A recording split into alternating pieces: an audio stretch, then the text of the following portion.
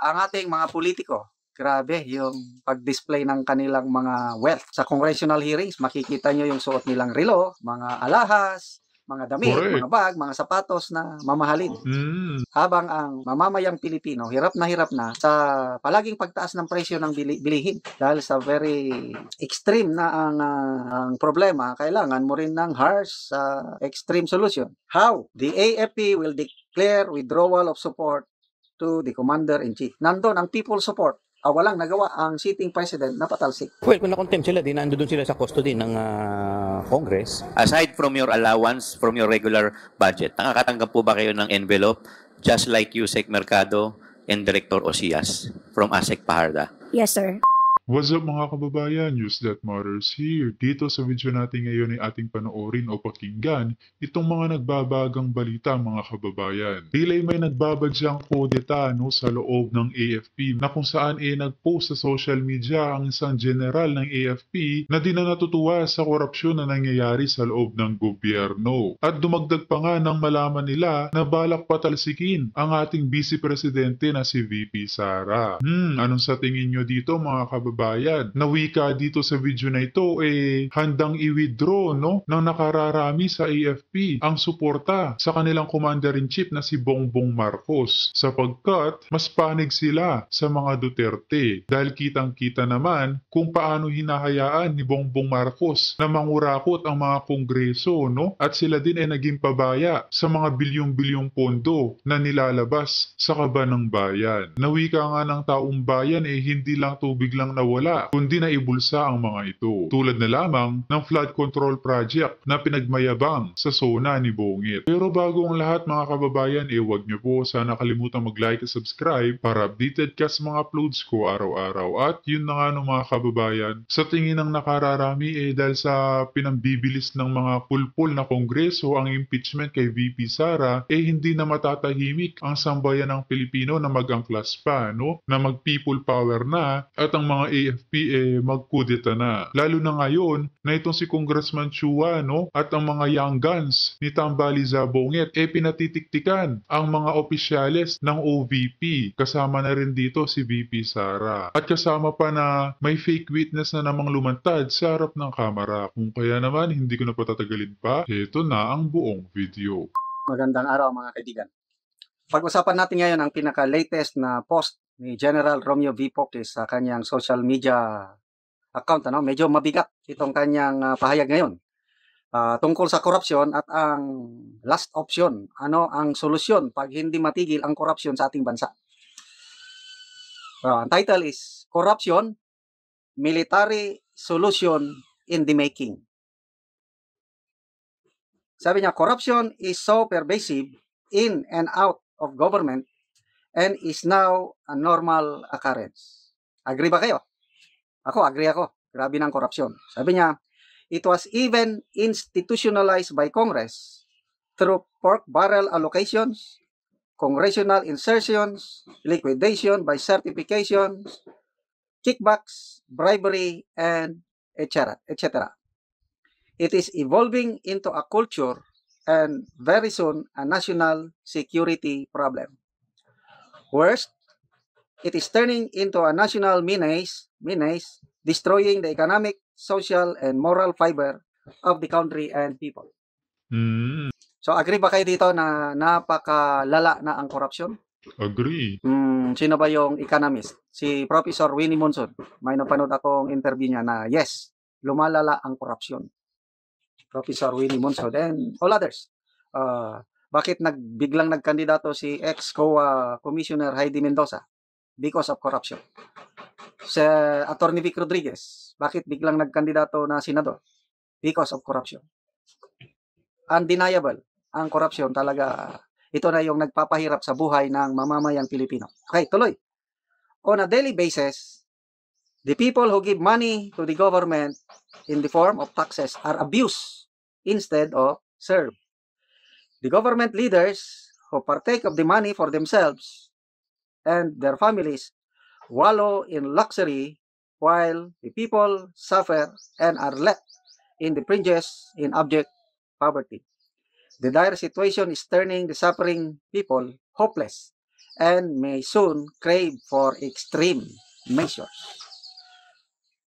Ang ating mga politiko, grabe yung pag-display ng kanilang mga wealth.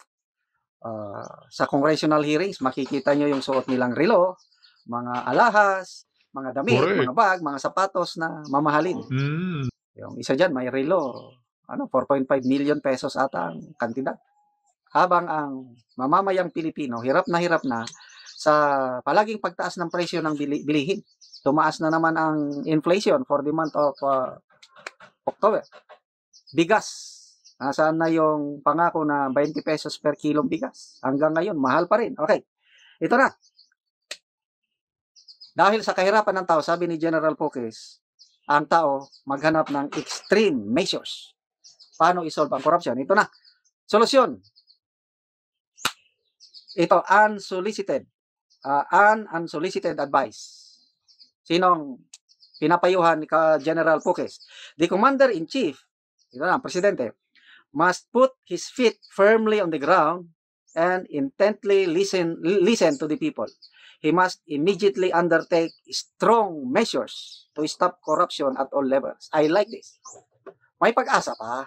Kailangan lang ng leader, yung magkaroon ka ng, kung si PRRD noon na ay war on drugs.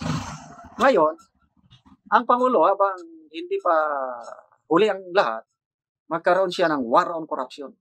He should set the example para maagapan ito. Kasi kung wala lang, tinatanong siya na nasaan ang mga flood control projects? Medyo papiko na sagot, nandyan, we have them, na-overwhelm lang. Tanong, imbestigahan ba? Ganon din. Yes, wala akong problema maimbestigahan. But, nag-explain pa siya. Climate change daw ang dahilan kung bakit hindi gumagana ang mga. So, medyo mahina ang tugon. Kailangan ito yung action ng leader na nakita niya it is now a national emergency itong corruption. National security problem. Dahil lalong maghihirap ang taong bayan pag hindi ma-stop itong corruption. Okay. What is the alternative for inaction? Kung walang gagawin ang Commander-in-Chief, anong mangyari? Okay. If the situation worsens and reaches its breaking point, come the natural solution, military. Ito na. Sana maiwasan ito. Ayokong mangyari yung military solution kasi naranasan ko. Ito si General Poques, class 81 sa PMA.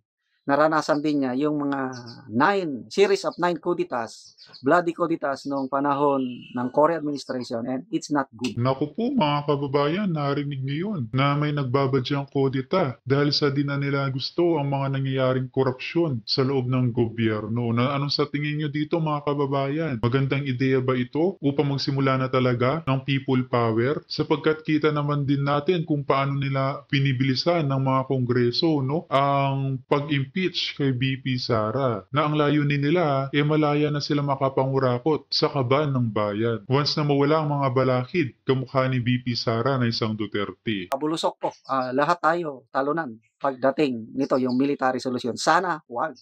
Okay? This solution may be harsh. Okay, yun sinasabi ko, harsh.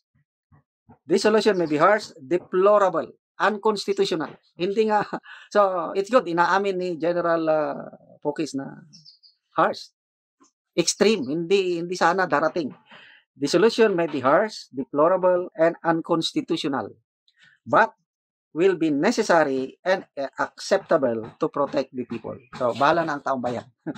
Kung talagang, kasi extreme cases needs extreme measures. Yung example, cancer.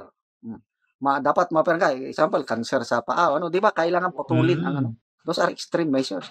Pag may cancer, dapat tanggalin yung cancerous na parte ng katawan para hindi niya apektuhan ang buong katawan. Ganito rin yung sinasabi ni General Poques na dahil sa very extreme na ang problema, kailangan mo rin ng harsh extreme solution. Okay. How? Ito, kay General Poques ito, idea lang niya ito. How? Yung extreme measures. The AFP will declare withdrawal of support to the Commander-in-Chief. Nangyari na po yan. Sana hindi mangyari ulit. Panahon ng ERAP administration. Kudeta Nagkasundo na. ang AFP-PNP, mga generals, nag-withdraw sila ng support sa sitting president, a very popular president, President Erap. Walang nagawang presidente dahil nag-declare naman ang support, withdraw of support naman ng AFP-PNP general. Sana hindi mangyari ito. Or, ito, mayroong nabanggit ni General Pukes. Or, sabi niya, an officer like Captain Ibrahim Traore of Burkina Faso will rise to the occasion to rescue the people. In case hindi gagalaw ang AFP to withdraw its support, ito daw, Captain Ibrahim Traore. Traore. Ni-research ko, nung September of 2022, dahil sa matinding korupsyon sa Burkina Faso, ito na, gumalaw ang military doon, led by this captain, at sinuportahan siya ng mga tao. Yung grupo ni Captain Traore, nandun ang people support, walang nagawa ang sitting president na patalsik. So ngayon, military junta, o parang it's a ruling junta, composed of military and civilians, ang nagro-rule sa Burkina Faso, interim government. Yun po ang nangyari. So, I hope hindi ito mangyari. Sana may solusyon pa. Kung ang presidente lang gagalaw na will take the reign, exercise na yung kanyang pagiging pangulo at talagang dugmukin o labanan corruption at all levels ng government. Sana gagawin niya ng pangulo. Magandang. At yun na nga no mga kababayan, narinig natin si General Macanas dito sa binabalak ng mga AFP at mga general na magkudeta once na napuno ang mga ito. Na ngayon naman dumako naman tayo dito sa ambush interview sa Young Guns na si Congressman Chua, na maririnig natin dito mga kababayan na pinatitiktikan itong sina VP Sara at ang 7 pang OVP officials ang ating Vice Presidente. Talagang hinahanapan ng butas ang Vice Presidente. So at the very least, ang po pwede nating ma-check dyan is ma-check yung kanilang itinerary. No derogatory record o walang ulat ng outstanding warrant. Yan ang tugon ng Department of Justice o DOJ sa hiling ng House Good Government and Public Accountability na maglabas ng Immigration Lookout Bulletin Order laban sa 7 opisyal ng Office of the Vice President o OVP. Sa liham ng House Panel para kay Justice Secretary Crispin Remulla noong October 22, binigyang diin ito ang kahalagahan ng testimonya ng 7 opisyal sa pagdinig at may natatanggap itong impormasyong may mga individual umanong naghahandang umalis ng bansa. Kaya nga naglabas na rin ng subpoena ang House Panel para utusan na ang mga itong dumalo sa ginagawang investigasyon kaugnay ng paggamit ng confidential funds ng OVP at ng Department of Education nang si Vice President Sara Duterte pa ang kalihim nito. Ayon kay House Good Government and Public Accountability Chairperson Representative Joel Chua, nais ng panel na ma-monitor ang paggalaw ng mga naturang opisyal lalo na't patuloy ang mga ito sa pagtangging dumalo at makipagtulungan sa ginagawang investigasyon ng Kamara. Sakaling hindi na naman dumalo sa hearing na nakatakda sa araw ng Martes, November 5, babala ng House Panel, posibleng magresulta ito sa contempt citation at pagpapaaresto sa 7 OVP officials. So pag may contempt, so paano natin i-contempt yung tao na wala naman dito at hindi natin alam yung location or whereabouts? Well, kung na-contempt sila, nandoon sila sa custody ng Congress. Dati nang sinabi Ayan na naman sila sa pasite in contempt nila. Yan ang panakot nila eh. Dagdag pa na kaya ayaw ng dumalo nila VP Sara sa hearing na ito dahil walang kwenta ang mga sinasaad at fully scripted na lamang. Mga pulpul talaga. ni VP Duterte na handa siyang suportahan anuman ang magiging desisyon ng kanyang mga opisyal kung nanaisin ng mga itong dumalo o hindi sa pagdinig. Pero ang Vice President naninindigang hindi dadalo sa hearing ng House Panel dahil pamumulitika lamang umano ito laban sa kanya. Sinisilip ng mga kongresista ang subject ng Notice of Disallowance ng Commission on Audit o COA na 73 million pesos na halaga mula sa 125 million pesos na confidential funds ng OVP noong 2022. Gayon din ang umano'y unaccounted for na 112.5 million pesos na halaga ng confidential funds naman ng DepEd noong 2023. Samantala, naniniwala naman ang isang House Deputy Majority Leader na maaaring mahulog sa kasong plunder kung mayroon ngang maling paggamit sa pondo ng OVP. So you want to be technical about it? Is the amount within the bounds of what can be considered plunder? Probably yes. Is it betrayal of public trust? I think pinaka-concrete na panuntunan ng public trust ang pag-handle ng public funds, di ba? So if we were to be technical about it, yes. Git din ito, tungkulin ng mga kongresistang bantayan ang paggamit sa pondo ng bayan. Para sa isa pang Deputy Majority Leader, mahalagang maipaliwanag ng tanggapan ni VP Duterte ang mga tanong sa paggamit ng pondo nito. Naniniwala rin si TGP Party List Representative Bong Teves na ito ang dahilan kaya patuloy ang pagbaba ng trust at performance ratings ng pangalawang Pangulo. Pag patuloy ka nagtatago at patuloy mong hindi sinasagot yung mga tanong na dapat mong sagutin, talagang bababa ang rating mo dahil paano ka pagtitiwalaan ng ating mga kapwa Pilipino kung hindi mo sinasagot yung mga tinatanong sa'yo? Wala pang tugon hinggil sa issue si VP Duterte. Hindi naman tanga ang taong bayan. At kapansin-pansin naman na pamumuliti ka talaga yan. At anong sinasabi yung bumaba ang ratings ni VP Sara? Ngek-ngek nyo, lalo pang ang tumaas dahil kitang-kita na scripted na ang ginagawa ng committee. Dito pa nga lang kay PNP Colonel Grialdo, butas na kayo. Wala nang sense ang mga pinagsasabi nyo. At sa huli mga kababayan, dumako naman tayo dito sa lumantad na fake witness na mayroon ang Quadcom na kung saan mapapakinggan natin itong mga paratang na mayroon sila nang si VP Sara pa ang naupo bilang sekretary ng DepEd. Ating sabay-sabay na panoorin to mga kababayan. Paano po kayo magse-certify ng isang dokumento na complete and proper nang hindi nyo nakita? Hindi po ba kayo nagtaka na nagse-certify kayo ng isang dokumento na complete and proper pero hindi nyo naman nakikita yung laman ng loob? Unfortunately, that was the case, sir. Did you bother to ask the legal department or the COA na bakit kailangan dumaan pa po sa inyo? Bakit nyo kailangan i-certify ang isang bagay na hindi ninyo ini-inspeksyon o tinitingnan? It was one of the requirements, sir, and I was made to sign that document, unfortunately. Chairman, actually when I ask... Congressman Paduano, yes, thank you, please Chairman. continue. And I asked Ms. Catalan, yung tenure of office niya since 2010 pa. And I think they're doing it since then without checking the liquidation report. And ano po, pumirma lang. But ma'am, eto ngayon nandito sa akin yung GMC, yung binasa mo is 4.2.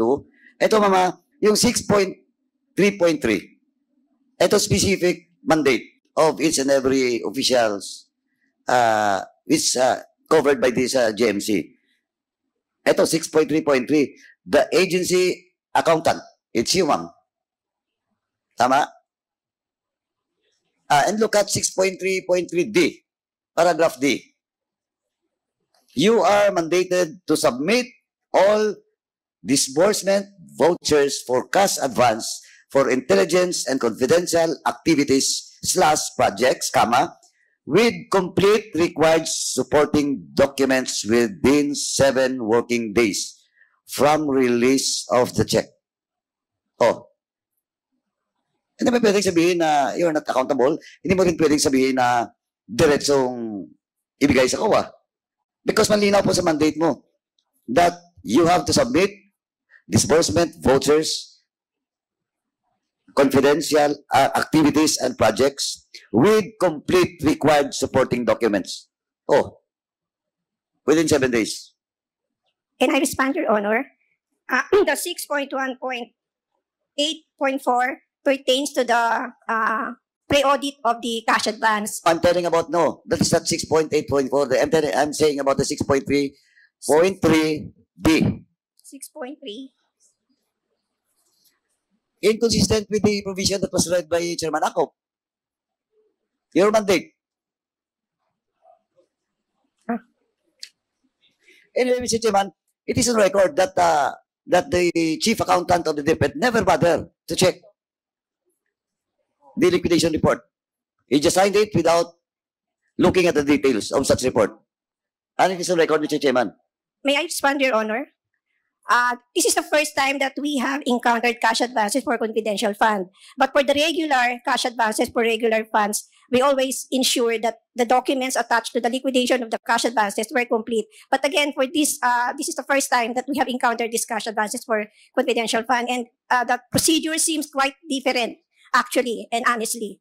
But of course, you have the Joint Memorandum Circular, and there is a provision with regards to the mandate of the Chief Accountant, the SDO, and all other officials of agency. Malinaw po yan, ma'am. So, I think once again, Mr. Chairman, it's like to put on record na inamin po ng Chief Accountant ng DepEd na she never bothered to check the authenticity, the correctness of such liquidation report, Mr. Chairman. Sir, Excuse me, Your Honor. Yes, ma'am, please. May I correct the word not bothered, that I did not bother to check the completeness of the documents. During that time, no matter how, this is the first time ngayon may cash advance ng confidential fund, but I was made to sign it. So, You were made to sign it. By whom? because it is a requirement that the liquidation should be covered by the liquidation voucher. But that is, ma'am, that is your mandate. And Yes. your statement that you signed it without looking at the details, di ba? And that is on record. Yes, sir, it was, O ano ngayon yung gusto mong i-explain? sir, I'm trying to explain that it was stated sa joint circular that it seems or implied that the documents, supporting documents, should be directly submitted to COA in sealed envelope. And that is your interpretation ma'am, that we have read the GMC. Yes, sir. O now, Mm. what? Are you telling this representation that I'm wrong? And Chairman Akop? No, sir. Ayan na naman sila sa panggigipit, mga kababayan, na mas may alam pa sila sa ginagawa ng accountant ng DepEd. Eh hindi naman kayo nagtatrabaho dyan eh. Alam nyo lang i-cite in contempt ang mga tao ni VP Sara. My apologies if you have misinterpreted what I'm trying to No, explain. I did not misinterpreted you. You're telling me that my statement is not correct. No, sir, I'm not saying. I'm sorry po. I'm sorry, Your Honor. But I'm trying to explain on why I signed that liquidation. Oh, tell you to sign the document. Are you forced to sign the document? Not really forced, but I was What, not really? requested to sign the document. Oh, you signed the document, but you never bothered to read this mandate of yours? Ma'am, who ordered you to sign the document? Who ordered you to sign the document? Not really ordered, but I was requested by, Yes, who requested you to sign the document? by ASEC Shine Paharda. Sino po? Si Assistant Secretary Shine Paharda. Sunshine Paharda. Okay.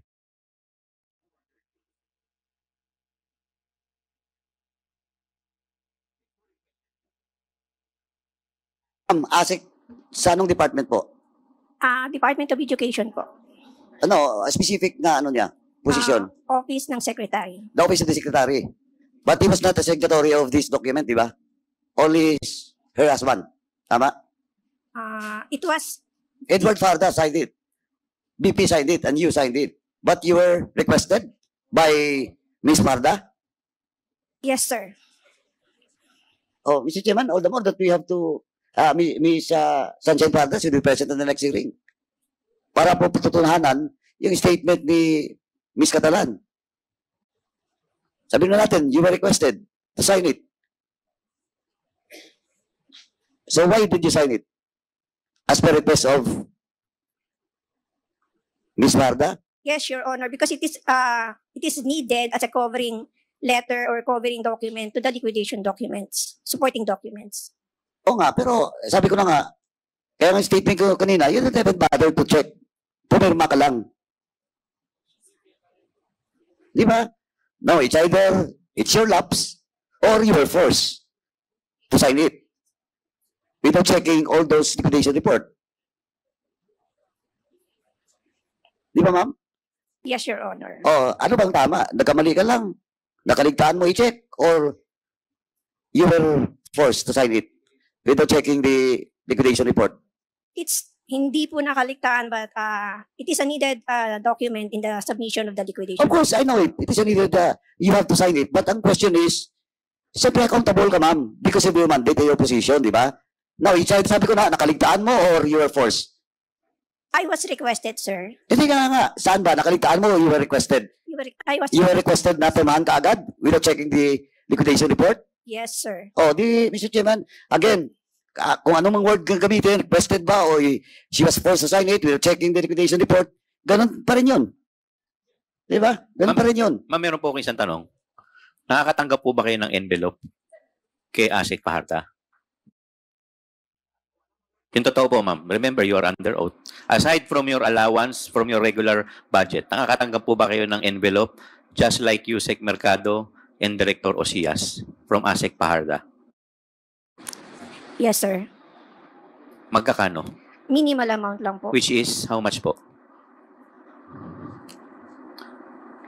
It's not even, Magkano po? it's 25,000. 25,000. How many times po? If you could recall.